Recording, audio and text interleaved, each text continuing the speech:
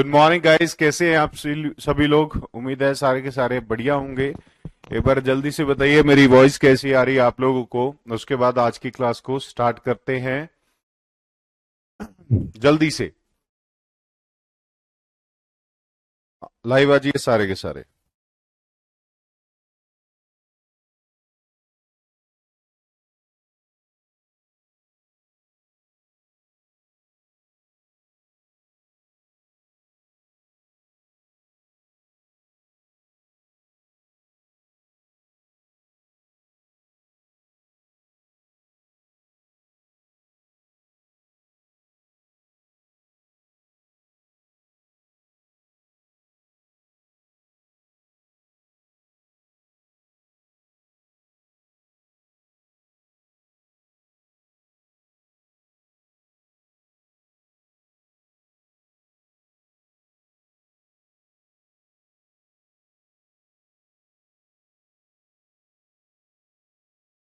सारे बच्चे आ गए।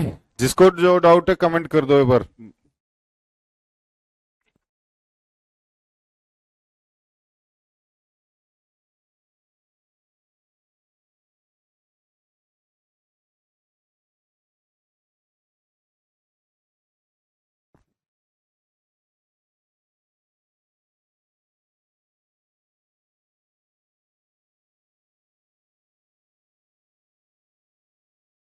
ठीक है बच्चों, तो मैंने कल आपको बताया था कि मैं सोर्सेज के बारे में पढ़ाऊंगा। ठीक है, ठीक है। किसके बारे में पढ़ाऊंगा? सोर्सेज के बारे में पढ़ाऊंगा। ठीक, तो जो हम, चाहे वो आपका हिस्ट्री से रिलेटेड हो। अफेजिया क्या होता है एक बार बता देता हूँ बच्चे। अफेजिया होता है लैंग्वेज डिसऑर्डर। ठीक है, क्या होता है? Language disorder. और लैंग्वेज से रिलेटेड जो भी इशू आता है, चाहे लैंग्वेज प्रोसेस का हो या लैंग्वेज को अपने मन में किस तरीके से प्रोसेस किया या लैंग्वेज क्या बोलना हमें, वो होता है डिसअफेजिया के अंदर। ठीक है, तो एक बार जल्दी से बच्चों अपने कॉपी पेन को हाथ में ले लो। अभी आज पढ़ाऊंगा मैं आपको सोर्सेज ऑफ हिस्ट्री। ठीक है, फिर उसके बाद अगला टॉपिक करेंगे। चलें फिर। चलिए, मेनली सोर्स ऑफ हिस्ट्री के अंदर क्या देखने को मिलता है बच्चे? आपको दो तरीके के सोर्सेज देखने को मिलेंगे। सबसे पहले आपको देखने को मिलेंगे आर्कियोलॉजिकल सोर्सेज, एंड सेकेंड आपको देखने को मिलेंगे लिटरेरी सोर्सेस।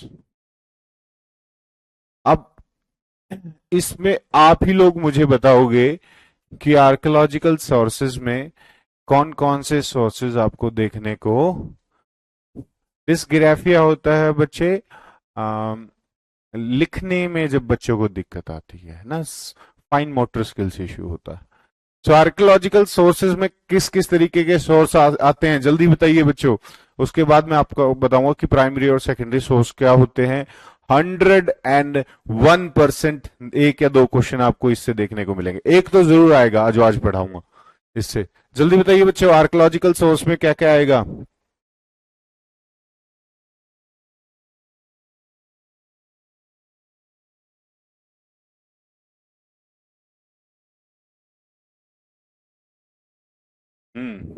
कॉइन्स।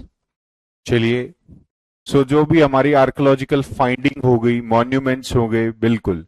तो एक एक करके लिखें इनको। सबसे पहला हो गया मॉन्यूमेंट्स। ठीक है, कॉइन्स। और बताइए, आप ही लोग बताओगे। सील, मोहरे जो इनको बोलते हैं। इंस्क्रिप्शंस और टेम्पल्स। और बताइए, कॉइन्स हो गया, मॉन्यूमेंट्स हो गया, ज्वेलरी हो गया। ठीक है, और अच्छा बच्चों, इंस्क्रिप्शंस की एक स्पेसिफिकली एक वो होती है, क्या बोलते हैं उनको, एक स्पेसिफिकली नाम दिया गया है इंस्क्रिप्शन को, एपिग्राफी। ठीक है, तो क्या मिलेगा आपको सोर्स? एपिग्राफी। इसमें सारी तरीके की चीजें आती हैं। एपिग्राफी, न्यून्समैटिक्स,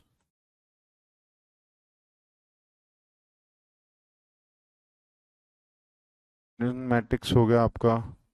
और बताइए। वेपन,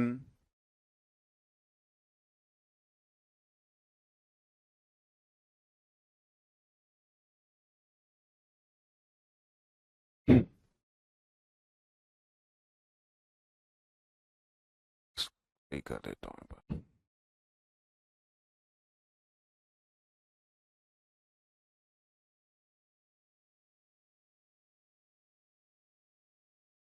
न्यूनमैटिक्स क्या होता है पता है आपको बच्चों? बताइए किस किस बच्चे को पता है न्यूनमैटिक्स क्या क्या होता है? हिंदी में? इंग्लिश में लिखना ना चालू करो, बच्चे हिंदी में बोल देते हैं। हिंदी में लिख लिए बच्चों, पुरातात्विक सोर्स, पुरातात्विक स्रोत। ठीक है, हिंदी में समझा रहा हूं। पुरातात्विक स्रोत, स्रोत सॉरी। और उसमें पहला डालिएगा शब्द सिक्के, मोहरे। ठीक है, हिंदी में एक मिनट चेक करता हूँ मैं न्यूनमैस्टिक्स को क्या बोलते हैं।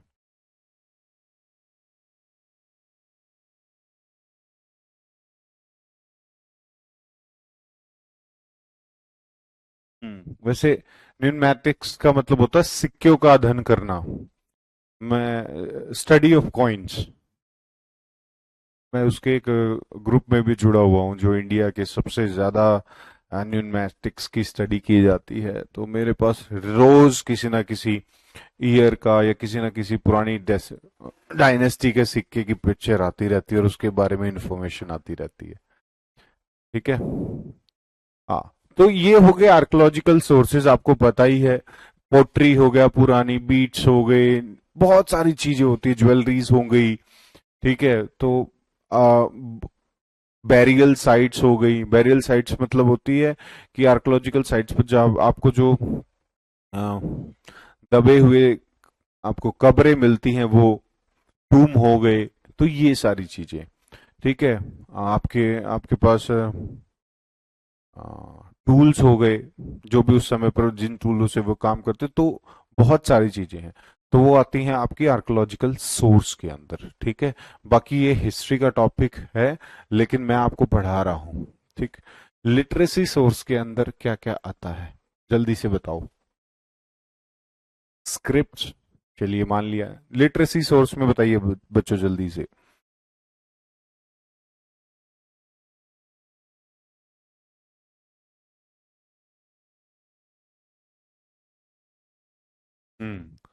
रिलीजियस, बहुत बढ़िया। रिलीजियस सोर्सेस, जैसे आपका वेदा, वेद हो गया। ये वेदा मत बोला करो, ये अंग्रेजों ने आके बनाया है, वेद बोलो पूरा। वेद हो गया आपका, पुराण हो गया। ठीक है, तो सबसे पहले क्या आएगा आपका? रिलीजियस सोर्सेज, जो भी आपने आपके रिलीजन में आपने पढ़े हैं। ठीक है, जल्दी से।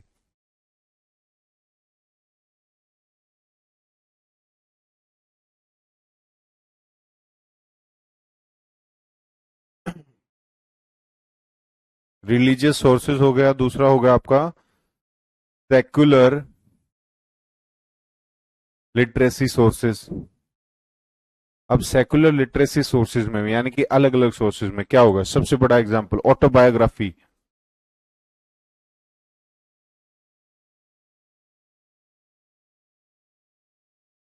आत्मकथा, हिंदी वालों के लिए बोल दे रहा हूं, लिख लीजिएगा। सबसे पहला क्या आएगा? ऑटोबायोग्राफी।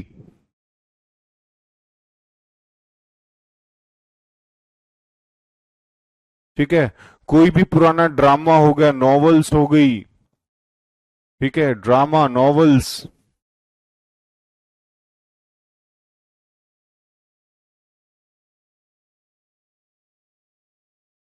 और क्या हो सकता है? कोई भी पुराना अकाउंट्स होंगे, वो सारी चीजें इसके अंदर आएंगी।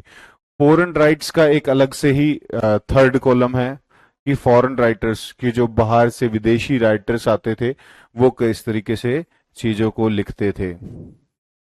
बिल्कुल। तो ये कुछ इस तरीके के सोर्सेज होते हैं बच्चों, आर्कोलॉजिकल और लिटरेसी सोर्सेज, जिनको हम, बिल्कुल ऋग्वेद यजुर्वेद, मतलब आप लोगों को ऑलमोस्ट पता है। ठीक। अब ये सोर्सेज आपको मिलते हैं, इसके बाद क्या होता है बच्चों, इसके बाद होते हैं इसके टाइप। यही टाइप आपको पढ़ना बहुत जरूरी है। ठीक है।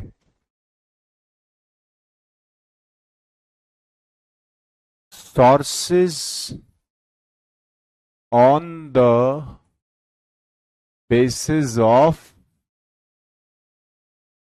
Evidence, on the basis of evidence कि कौन कौन से टाइप हैं। हिंदी में लिखवा दूं, चलिए हिंदी में भी लिखवाता हूं।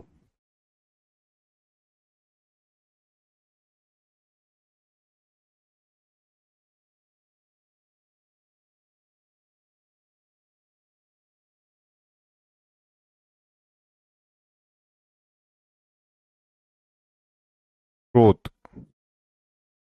ठीक। सोर्सेज। पहला होगा आपका बच्चों प्राइमरी सोर्स। यहां से 100% क्वेश्चन आएगा। ठीक।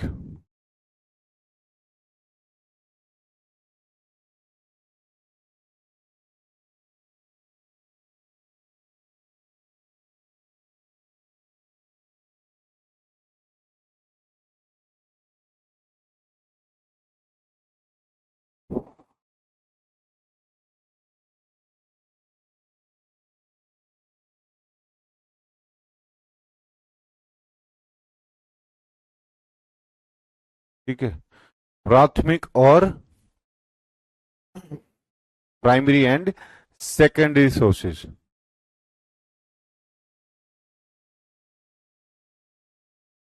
द्वितीय।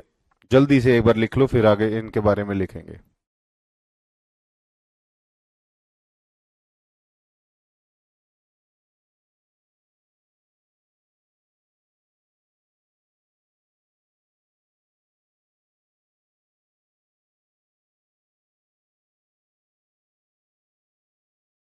ठीक।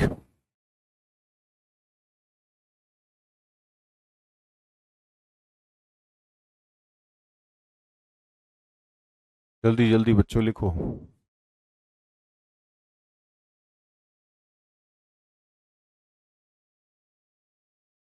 द्वितीय भी लिखूं?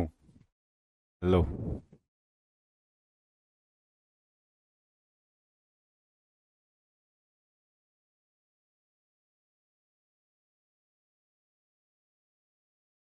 चलिए पहले प्राइमरी सोर्सेज के बारे में बता देता हूं बच्चों।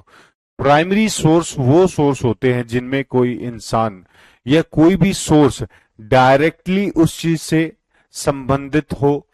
ठीक है, जैसे कि किसी के साथ कोई घटना डायरेक्टली घटी हो, किसी की ऑटोबायोग्राफी प्राइमरी सोर्स है। ये क्वेश्चन आया था पिछली बार, ऑटोबायोग्राफी क्या है।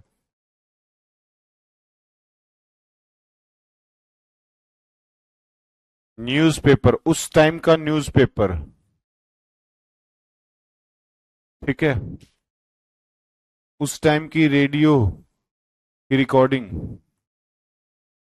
ठीक, और बताइए क्या क्या हो सकते हैं।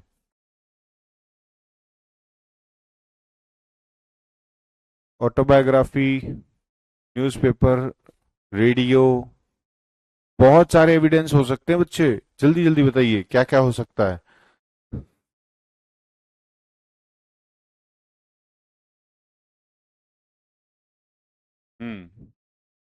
प्राइमरी सोर्स में।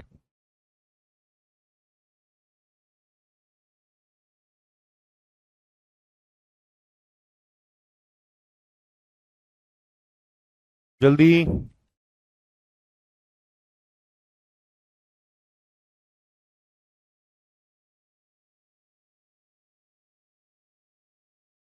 देखिए, फिजिकल डिस्कवरी जो भी हुई है वो क्या है, प्राइमरी सोर्स है। बिल्कुल डायरेक्ट चीजें दिखा रहे हैं आपको। आई witness,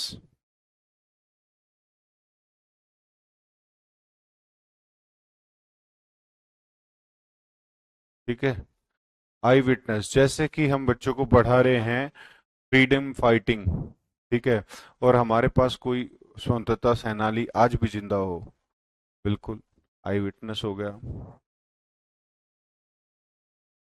novel, traveller diary,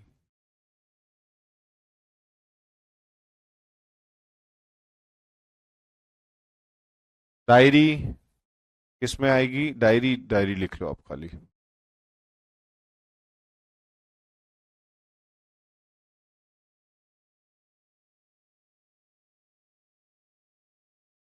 diary आ गया आपका, ठीक है। तो जो भी स्रोत आपको, ये डेफिनेशन लिख लेना, जो भी चीजें आपको डायरेक्ट कोई इंसान उसमें इन्वॉल्व हो या इनडायरेक्ट तरीके से इन्वॉल्व हो या उस समय में हो, ठीक है, वो होगी आपकी प्राइमरी सोर्सेस। ठीक, वीडियो फुटेज बिल्कुल बहुत बढ़िया। ये क्या है, बिल्कुल प्राइमरी सोर्स है। और बताइए बच्चों, बिल्कुल सही जवाब है।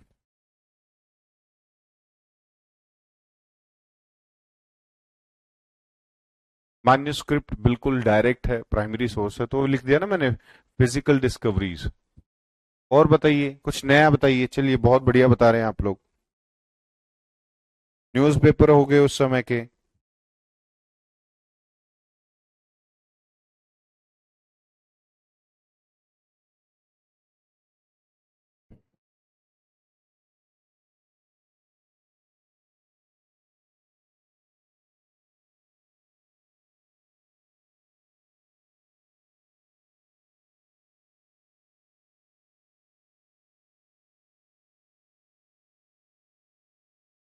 चले, ठीक है। अब सेकेंडरी सोर्स में क्या आएगा, देखिए यहां पर क्या था, वो डायरेक्ट उस जगह से जुड़े हुए थे, या क्या था प्राइमरी सोर्स में वो चीजें थी, वो डायरेक्ट, या तो वो इंसान उस जो भी इंफॉर्मेशन था उससे कनेक्ट था, या वहां पर वो प्रेजेंट था, आई विटनेस था उस इंसिडेंट्स का, ये दो चीजें। अब सेकेंडरी सोर्स में क्या होती है, ये थोड़ा टाइम टेकिंग हो जाता है। जैसे कि आज के समय में कुछ लोग डिबेट कर रहे हैं, किस पर, कि मीर राजा भोज के ऊपर डिबेट हो रही है कि उन्होंने क्या किया, ठीक है, तो वो क्या है, सेकेंडरी सोर्स है। क्या है बच्चों, सेकेंडरी सोर्स। आप कह सकते हो कि रीसेंट न्यूज़पेपर, ठीक है, क्या हो गया, रीसेंट न्यूज़पेपर सेकेंडरी सोर्स हो गया। चलिए एक और बात बताता हूं, जैसे कि एक बहुत अच्छा एग्जांपल देता हूं आपको। जैसे कि बच्चों आप लोगों में को आपके फोन पर वेदर रिपोर्ट्स आती है ना, वेदर रिपोर्ट ऑन फोन पर जो आपको आती है, वो प्राइमरी सोर्स है या सेकेंडरी सोर्स है, जल्दी बताइए, जल्दी से। वेदर रिपोर्ट प्राइमरी सोर्स होगा या सेकेंडरी सोर्स होगा, कौन कौन बच्चा बताएगा।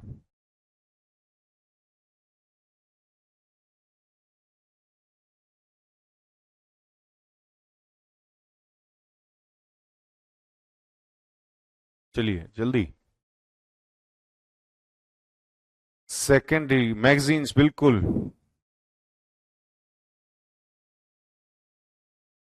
जल्दी बताइए प्यारे बच्चों, वेदर रिपोर्ट आपका प्राइमरी सोर्स होगा या सेकेंडरी होगा।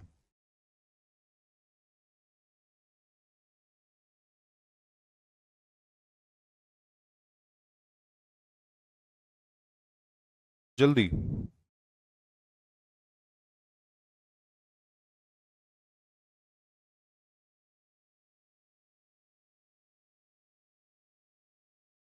हम्म, क्या होगा वेदर रिपोर्ट, लो लिख देता हूं।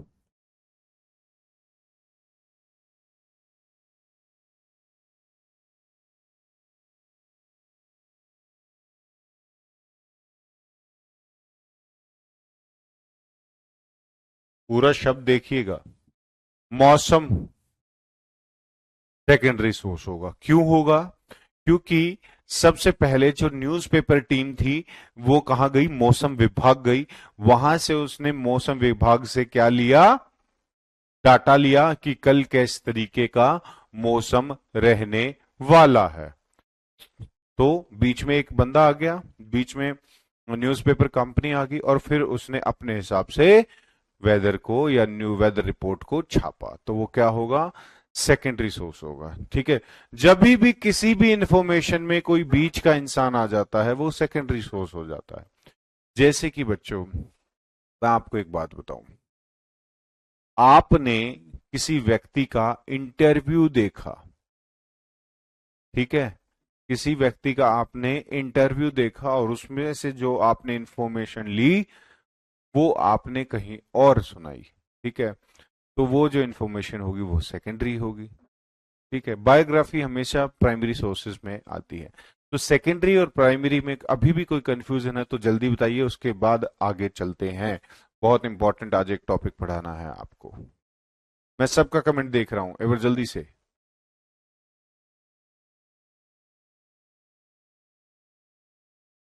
जल्दी प्यारे बच्चों।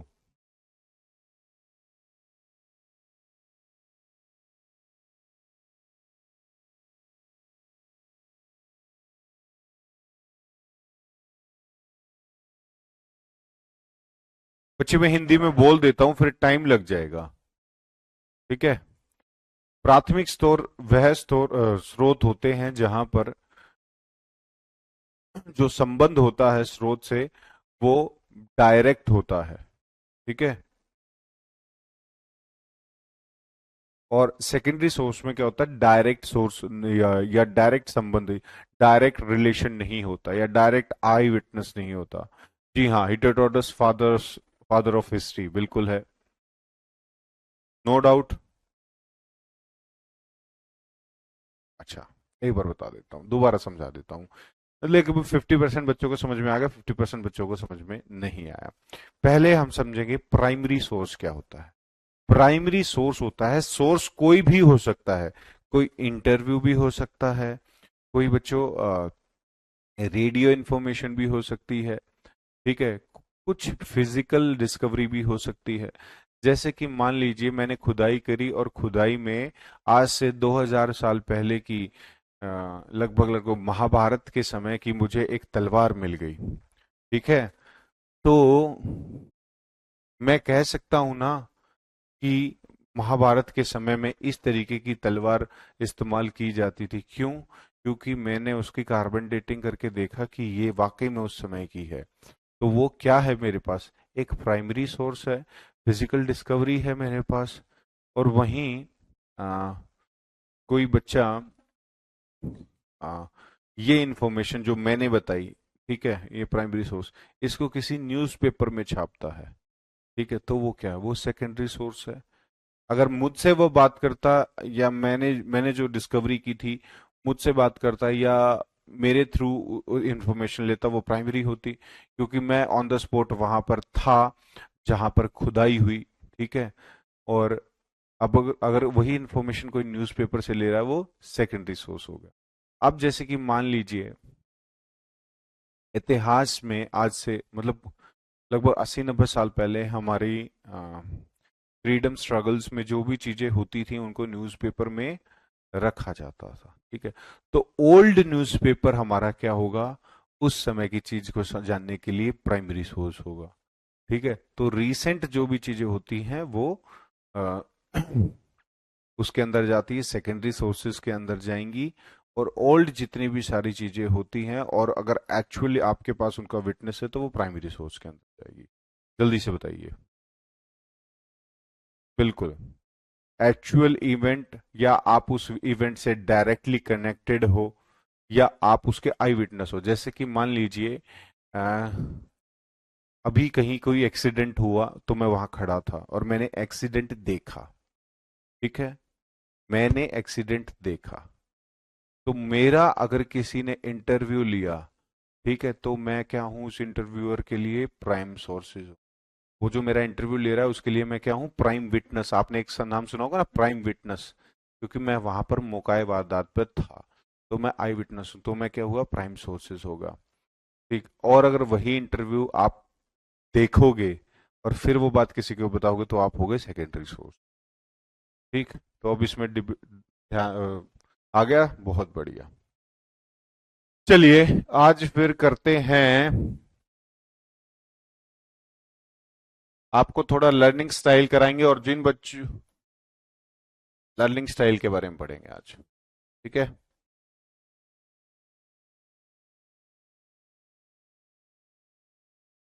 देखिए बच्चों, रीसेंट सोर्स सारे सेकेंडरी नहीं होते, इवेंट के ऊपर आधारित होता है कि इवेंट, किस इवेंट के बारे में आप बात कर रहे हो।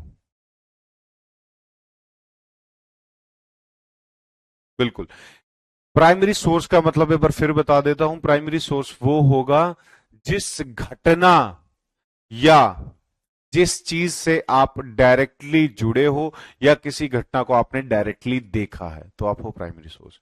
और अगर आप उस घटना के बारे में किसी की हेल्प लेकर, जैसे कि मान लीजिए मैं आज आपको हिस्ट्री पढ़ा रहा हूं, ठीक है, तो मैं क्या हूं, एक सेकेंडरी सोर्स हूं। बहुत सारे लोगों ने इतिहास के बारे में लिखा, मैंने उनको पढ़ के आपको पढ़ाया, तो सेकेंडरी सोर्स हो गया। ठीक है, नो प्रॉब्लम। चलिए अब पढ़ते हैं हम लर्निंग स्टाइल के बारे में, यानी कि देखिए हर एक बच्चे का एक अपना एक यूनिक स्टाइल होता है लर्निंग का। हर बच्चा एक दूसरे से अलग होता है। कोई बच्चा सुनकर अच्छे से सीखता है, कोई बच्चा बोलकर अच्छे से सीखता है, कोई बच्चा करके चीजों को सीखता है, या कोई बच्चा कैसे भी नहीं सीख पाता, उसको बहुत टाइम लगता है, चीजों को बार बार करके देखना पड़ता है। ठीक है, तो वो सारी चीजें किसके अंदर आएंगी, इंडिविजुअल डिफरेंस के अंदर आएगी। तो इन्हीं स्टाइल्स को आज हम पढ़ेंगे कि क्या क्या हर बच्चे का एक स्टाइल होता है, या किस किस तरीके से बच्चा चीजों को सीखता है। ठीक है, चलिए। तो चार तरीके के लर्निंग स्टाइल होते हैं किसी भी इंसान के, या कोई भी व्यक्ति चार तरीके से लर्न करता करता है चीजों को, या ज्यादातर बच्चे जो भी चीजों को लर्न करते हैं वो इन चार तरीकों से करते हैं।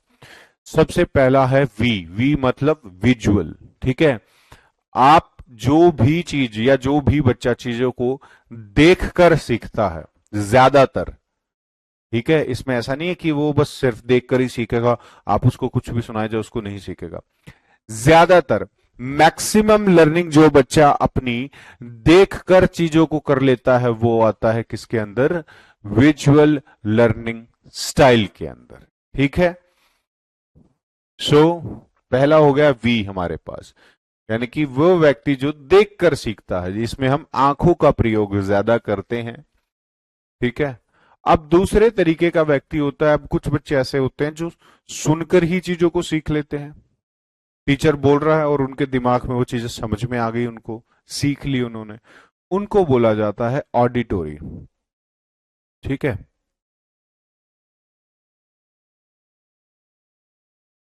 हाँ, उनको क्या बोला जाता है, ऑडिटोरी, यानी कि श्रव्य, जो बच्चे सुनकर चीजों को सीख लेते हैं। और ऐसे बच्चे सबसे ज्यादा क्या होते हैं, ऐसे बच्चे सबसे ज्यादा इंटेलिजेंट माने जाते हैं। एक बात हमेशा ध्यान रखिएगा बच्चों, जो बच्चे इजीली सुनकर चीजों को सीख जाते हैं वो सबसे ज्यादा स्मार्ट, इंटेलिजेंट माने जाते हैं। अब तीसरे प्रकार के बच्चे भी इनमें आते हैं, एंड आई होप आप में से 50% जनता वही होगी। ठीक है, तो तीसरे प्रकार के लोग होते हैं आर, आर मतलब राइटिंग एंड रीडिंग, जो बच्चे लिख कर वह पढ़कर चीजों को सीखते हैं। ठीक है, क्या करेंगे, लिखेंगे और पढ़ेंगे। ऐसे बहुत सारे मैं अपने कॉलेज टाइम का आपको एग्जांपल दे सकता हूँ। हमारे कॉलेज टाइम पर भी, जब मैं आई थिंक 2016 या 17 में मैं अपनी मास्टर्स कर रहा था आर्कोलॉजी के अंदर, तो वहां पर भी कुछ बच्चे ऐसे थे बच्चों जो मतलब पेपर के टाइम में वो 100 पेज लिख रहे हैं पढ़ने के लिए, कि भैया हमें तो ऐसे लिखकर ही याद होता है, ठीक है, या लिखने के बाद ही हमें समझ में आता है। और कुछ बच्चे आपने देखा होगा रीडिंग करते हैं, जब टीचर उनसे रीडिंग कराता है तो ये चीजें उनको समझ में आती है, ठीक है। तो वो होते हैं आर वाले बच्चे, जो लिख कर और पढ़कर सीखते हैं। फिर चौथे बच्चे आते हैं इनमें, कौन से? Kinesthetic learners. बच्चे कल का टॉपिक का भी कुछ नहीं पढ़ाऊंगा, आप बेच सकते कितने मैसेज करे जाइए, और आप अपना टाइम भी क्यों वेस्ट कर रहे हैं? करंट जो टॉपिक पढ़ रहा है उसको तो पढ़ ले, ठीक है। अब आप कह रहे हो कि सर डीमेरिट्स बताओ, डीमेरिट्स किसके बताओ, कुछ क्वेश्चन तो लिखो कि इसके डीमेरिट्स बताओ, ठीक। और इसीलिए बच्चों आप लोग उस चीज को नहीं समझ पाते हो, क्योंकि आपका ध्यान पहले दूसरी चीजों में रहता है। मैं जब आप लोगों को 5 मिनट पहले और 5 मिनट बाद में देता हूं ना, उसमें पूछ लिया करो, ठीक। अब इस चक्कर में आप है ना अभी करंट की चीज भी नहीं समझ पाओगे और ना पुरानी समझ पाओगे, मेरा कुछ जाना नहीं आपका, फिर वही बात है, आपको कुछ समझ नहीं आएगा तो एग्जाम फेल होगा, ठीक है। तो मेरे प्यारे बच्चों, जब मैं क्लास के बाद आपको 5 मिनट दूं तब पूछ लो, ठीक है।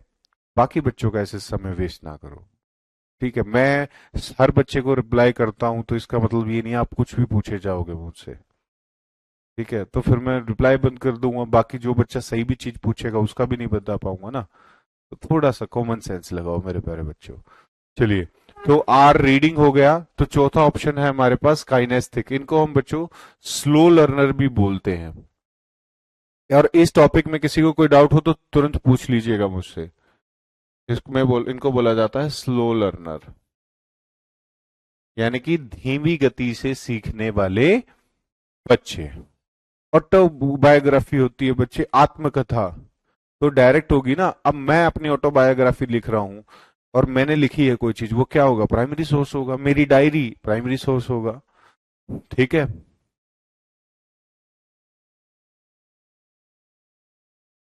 ठीक है, चलिए। तो बात कर रहे थे हम चौथे स्टाइल की, ये होते हैं काइनेस्टिक लर्नर। ये ज्यादा सेंसेस का इस्तेमाल करते हैं। अब जैसे देखिए देखिए, जब आप किसी चीज को देखकर सीख रहे थे तो उसमें एक सेंस का इस्तेमाल किया आपने, किसी चीज कर आप सुनकर सीख रहे थे उसमें एक सेंसेस का इस्तेमाल किया आपने, जब आप पढ़ रहे थे और लिख रहे थे तो वहां पर एक से दो सेंसेस का इस्तेमाल कर लिया आपने।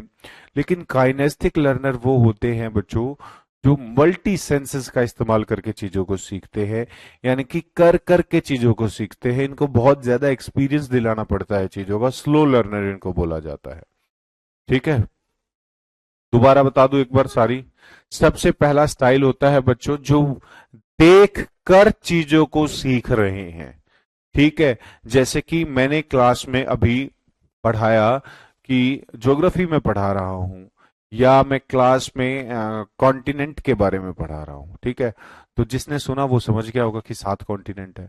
तो अगर मैं वहीं चार्ट की हेल्प कर दूं, बच्चों को चार्ट से समझा दूं या डायग्राम बना के समझा दूं, जैसे कि मान लीजिए मैं डाइजेस्टिव सिस्टम पढ़ा रहा हूं और बच्चों को अपने मुंह से वैसे ही बता दिया कि ऐसे ऐसे होता है।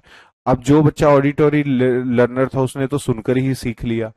अब जो विजुअल लर्नर है उसके लिए मैंने डायग्राम बना दिया तो वो भी सीख गया, ठीक है। अब तीसरे तरीके के आते हैं हमारे पास रीडिंग एंड राइटिंग, जो खुद से करके उसको जो खुद से रीड करके, यानी कि जो रीडिंग वाला बच्चा है उसको मैं खड़ा कर दूंगा, बोलूंगा बच्चे पढ़, वो पढ़ने से ही उसको लर्न हो जाएगा, ठीक है। या कुछ बच्चे ऐसे होते हैं जो नोट्स बनाते हैं पढ़ाई के दौरान, ठीक है, उनको नोट्स बनाने से चीजें याद होती है, ठीक है। तो वो बच्चे इसके अंदर आते हैं। और चौथे और सबसे ज्यादा इंपॉर्टेंट जो काइनेस्टिक लर्नर होते हैं, ये बहुत स्लो लर्नर होते हैं, इनसे खुद चीजें करवानी होती है सारी, ठीक है। चलिए, अब इन चारों में कोई डाउट हो तो जल्दी बताइए, फिर आगे चलते हैं। जैसे कि अभी आपकी क्लास ले रही हूं तो देख के सीख रहे हूँ, बहुत बढ़िया, विजुअल हो गया, और साथ में आप बोल रहे हैं तो सुनकर सीख रहे हैं, बिल्कुल दोनों चीजें हो गई, कोई बड़ी बात नहीं है।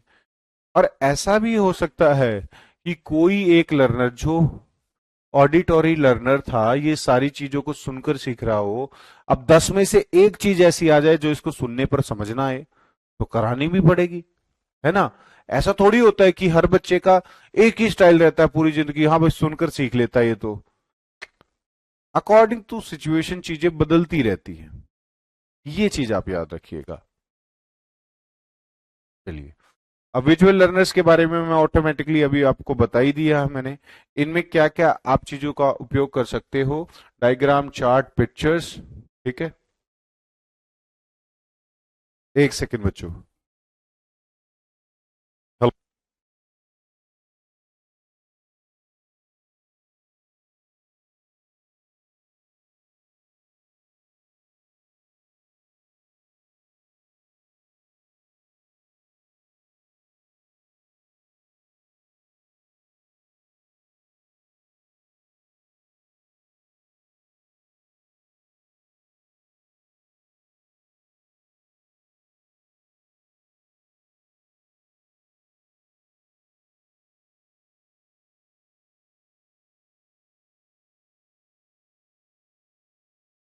Hello guys.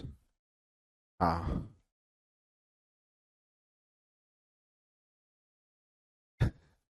ठीक है, अभी बता देता हूं दोबारा एक बार फिर। तो विजुअल लर्नर्स का आपको पता चल गया, आंखों से ज्यादातर चीजों को सीखते हैं, ग्लोब का इस्तेमाल कर सकते हैं। ठीक है, auditory learner, auditory learners through listening, सुनकर ही चीजों को सीख लेते हैं। जैसे कि लेक्चर हो गए, ग्रुप डिस्कशन कर ली, वो इनके लिए बेनिफिट्स साबित होती है। ठीक है, तो ऐसे बच्चों के लिए हम किस तरीके के टूल का इस्तेमाल करेंगे? ऐसे बच्चों के लिए मैं लाउड बोलूंगा। ठीक है, मैं जितना क्लियर और लाउड बोलूंगा उतना उस बच्चे को ज्यादा समझ में आएगा। ठीक है, pay attention to the tone of speaker, यानी कि अगर कोई स्पीकर के थ्रू मैं इनको पढ़ा रहा हूं तो ऐसे बच्चों के पास में स्पीकर लगा दूं ताकि वो अच्छे से सुन सके। ठीक है, डिस्कशन कॉन्सेप्ट विद अदर्स, आप जो भी वो कॉन्सेप्ट पढ़े उसको डिस्कस करें औरों के साथ। ठीक है, intelligent student learns through listening. ठीक है, जो शार्प बच्चे होते हैं वो क्या कहते हैं, बस सुनने से ही चीजों को सीख लेते हैं। Reading and writing learner through just the reading and writing. ठीक है, सो आर वाले बच्चे किस में आते हैं? जो लिखकर और पढ़कर चीजों को सीखते हैं। मुझे ही पता है थोड़ा ब्लर हो रहा है बच्चे, एक मिनट देखते हैं। सो इनके लिए कौन सा टूल सबसे इंपॉर्टेंट रहता है? नोट्स बनाना। ठीक है, और अलग अलग चीजों को रीड आउट करना। ठीक, चलिए लास्ट वाला बचता है हमारे पास, काइनेस्थेटिक लर्नर। इनको हम स्लो लर्नर भी बोलते हैं, और इनको रियल एक्सपीरियंस कराना बहुत जरूरी होता है चीजों का। ठीक है, क्या कराना होता है? रियल एक्सपीरियंस, चीजों को बार बार करके ये बहुत ज्यादा सीखते हैं। चलिए, पहला question, in order to promote the process of cooperative learning the teacher should, संयोगी अधिगम की प्रक्रिया को बढ़ावा देने के लिए शिक्षक को क्या करना चाहिए? allot individual assessment to teach student, assigning group project, engage student in debate and discussion, या divide the class into group of homogeneous ability। जल्दी से, नोट्स मैं ऑलरेडी प्रोवाइड कर चुका हूं बच्चे। ठीक है, तो कृपया ऐसा सवाल ना पूछे कि नोट्स कब मिलेंगे। जल्दी प्यारे बच्चों, फर्स्ट क्वेश्चन का आंसर।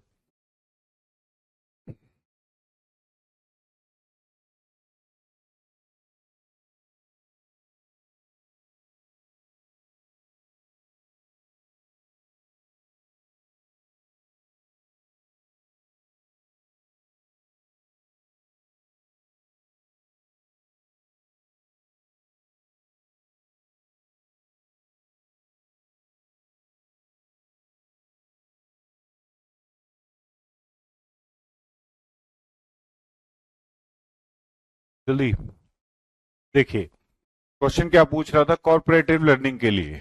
ठीक है, तो allot individual assessment to student, बिल्कुल नहीं होगा। अलग अलग इंडिविजुअल असेसमेंट दिया तो कॉर्पोरेटिव लर्निंग कहां से हो गई?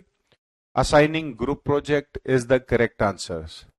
ठीक है बच्चों, सी आंसर नहीं होगा जो आप लोग आंसर कर रहे हो ना, सी। ठीक है, कॉर्पोरेट लर्निंग में डिबेट हमेशा नेगेटिव होगा?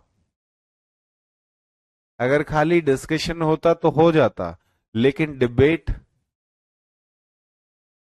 Are you guys okay? क्या कर रहे हो बच्चों? इतना इजी क्वेश्चन था। ठीक है, डिबेट कभी भी कॉर्पोरेट शब्द नहीं होता।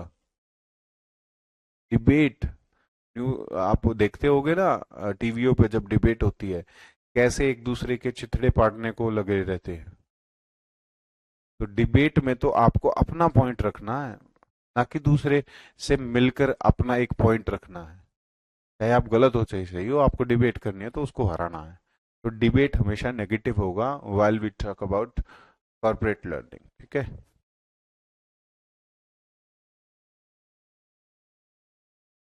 Which of the following is are the correct statement? Learning capability of all children in different. Most children have similar nature. Most children process similar interest. जल्दी से बताइए। लर्निंग कैपेबिलिटी कैसे पता चलती है?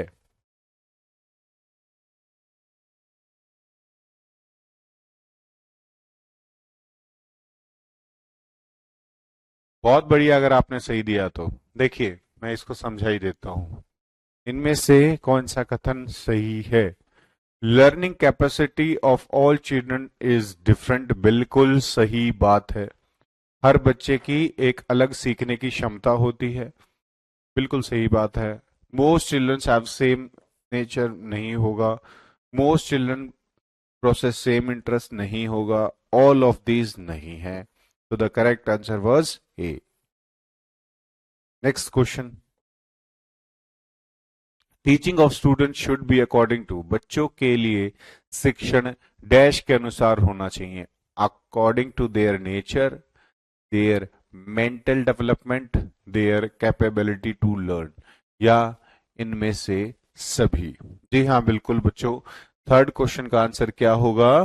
देखिए, भाई बच्चे का किस तरीके का स्वभाव है, हो सकता है देयर मेंटल डेवलपमेंट, कि बच्चे का कितना मानसिक विकास हुआ है, उसके हिसाब से तो आप बच्चे को पढ़ाओगे। और उसकी कैपेबिलिटी कितनी है लर्निंग की। So the all of these. ठीक है। Next. Learner often display individual difference, therefore a teacher should, विद्यार्थी प्राय व्यक्तिगत अंतर दिखाते हैं, यानी कि हर बच्चे में एक अलग डिफरेंट होता है। अंत एक शिक्षक को क्या करना चाहिए? इनफोर्स स्ट्रिक्ट डिसिप्लिन, या कक्षा में एक स्ट्रिक्ट डिसिप्लिन हो। Maintain uniform pace of learning, या providing variety of learning experience, या हैव मोर टेस्ट। क्या करना चाहिए एक टीचर को? सबसे पहला ऑप्शन आता है कि स्ट्रिक्ट डिसिप्लिन, इसको तो देखते ही काट देना, बहुत नेगेटिव वर्ड है ये। ठीक है। दूसरा है maintain uniform pace of learning, यानी कि एक समान गति रखना। देखिए, जब भी हम बात करें इंडिविजुअल डिफरेंस की, तो यहां हम क्लास में एक समान गति नहीं रख सकते। तो एब्सोल्युटली रॉन्ग। जी हाँ, providing a variety, variety provide कराएंगे बच्चे की एबिलिटी के हिसाब से। So that's why the answer would be C. Next. Seema learns very, सही, Seema learns very every lesson very quickly, but Lena takes longer time. It denote the development principle of, सीमा हर पाठ झटके से सीख लेती है, लेकिन लीना को सीखने में अधिक समय लगता है। यह उदाहरण विकास के किस सिद्धांत को दर्शाता है? Inter relationship, continuity, general to specific, या इंडिविजुअल डिफरेंस। लड्डू क्वेश्चन है, इसका तो जवाब दे दो सारे बच्चे जल्दी से।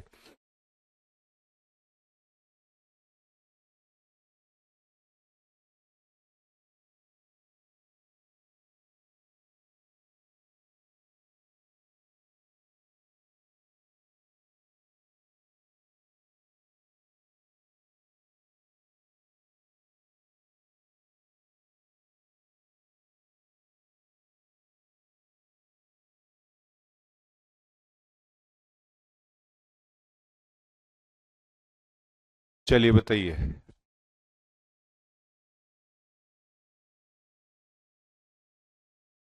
बिल्कुल सही। देखिए इंडिविजुअल डिफरेंस को शो कर रहा है। An elementary teaching should allot high priority to, जी हाँ, प्रारंभिक शिक्षक को किस बात को सबसे ज्यादा प्राथमिकता देनी चाहिए? Interacting with parents, understanding following teacher fellow teacher sorry, understanding the community या अंडरस्टैंडिंग द चिल्ड्रन। बहुत इजी क्वेश्चन है, इसको तो करना ही नहीं है, डी जल्दी से कर लेंगे, यानी कि बच्चे को समझने में। Individual attention education is considered desirable for, व्यक्तिगत ध्यान शिक्षा डैश के लिए वांछनीय मानी जाती है। All student, slow learner students, intelligent and talented student, या बोथ 2 and 3। जल्दी से। Individual attention education is considered desirable for, बहुत अच्छा क्वेश्चन है, 7th क्वेश्चन, जल्दी से।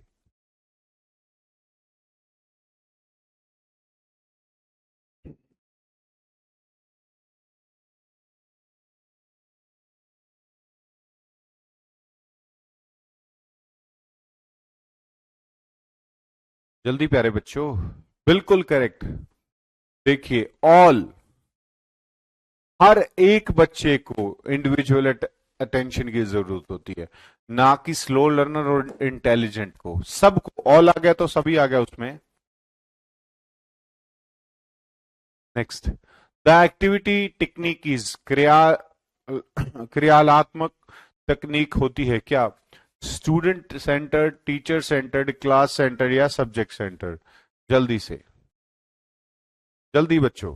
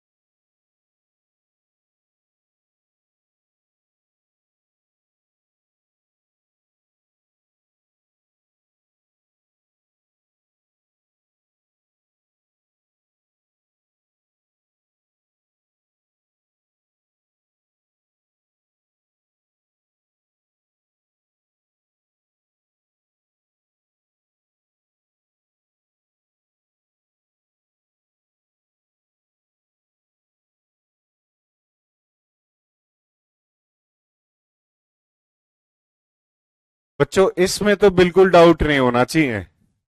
देखिए आज के समय में चाहे वो एनईपी हो या एनसीएफ हो या कुछ भी हो, हम क्या करते हैं? हर चीज स्टूडेंट सेंटर्ड होती है। एसी में कंफ्यूज मत रखो, हर चीज स्टूडेंट सेंटर्ड होगी, बच्चे के हिसाब से कराते हैं सारी चीजें। What is the name of group activity in class teaching? जी हाँ, क्लासरूम अध्यापन में समूह गतिविधि का क्या उद्देश्य होगा?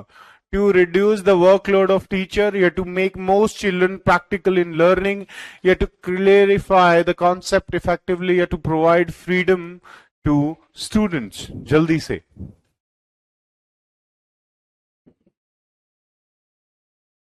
क्या होगा? What is the aim of group activity in classroom teaching?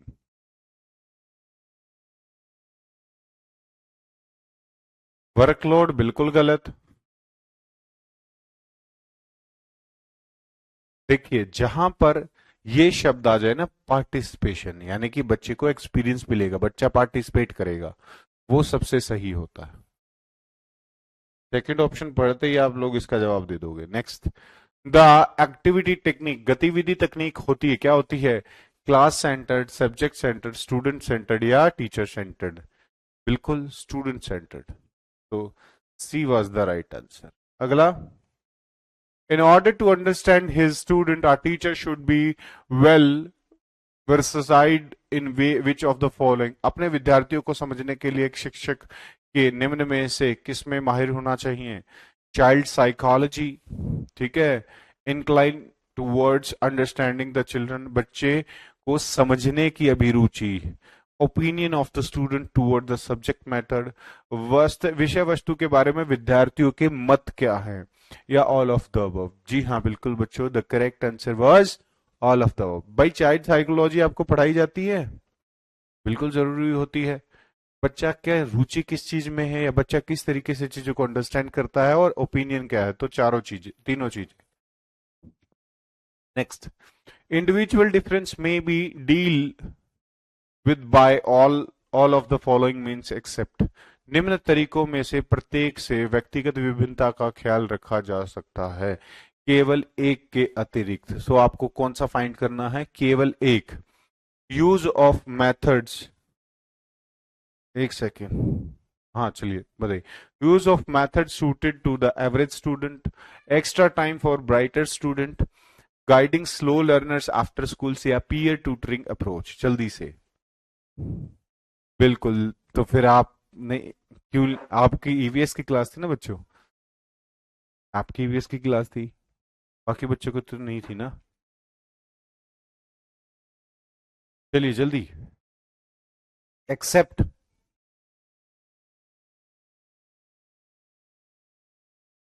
12th question.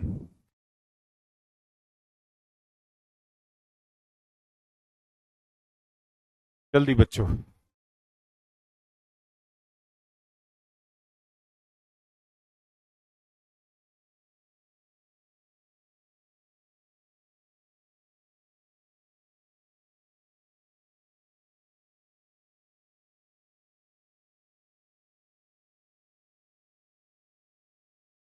जी हाँ देखिए बच्चों, ए क्यों होगा वो मैं बताता हूं।